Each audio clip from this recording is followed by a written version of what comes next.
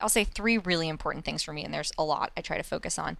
One is I try and limit the number of meetings I'm doing in a day so that I can fully show up for whoever I'm talking to. I went through a few like 12 back-to-back Zoom days, and literally I couldn't visually focus on Brutal. anything. I was Yeah. fried. So my EA and I, oh, that's another one. Get yourself an amazing EA who's really a thought partner. My EA and I just sort of made a new rule and rejiggered my schedule so that I would have no more than 6 meetings in a day. And if a meeting had to be scheduled on a day that already had six, we had to swap something out.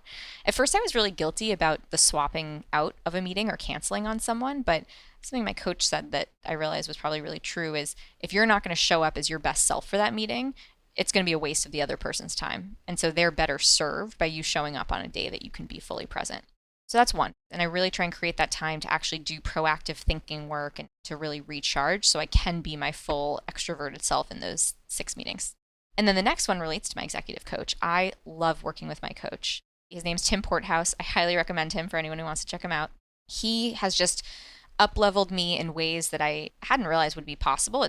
I joke but actually mean it. Avid wouldn't exist without him or the work we've done because I really had to learn extremely fast a lot of new things I'd never done before, and I had to take risks and bet on myself. And what he does and what good coaches do is they really help you identify your blind spots. And the whole point of a blind spot is you can't find it yourself.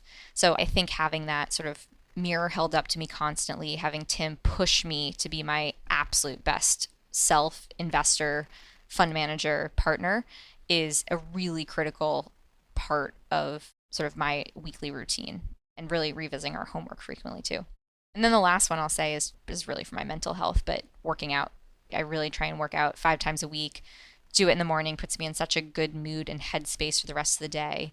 And I think it can be so hard. And I don't even have kids yet. I can only imagine how much harder it gets to squeeze that in. But I look at it not just as a sort of indulgence or thing I need to be doing personally, but as a sort of investment in myself and being my best self, showing up as my best self for my founders.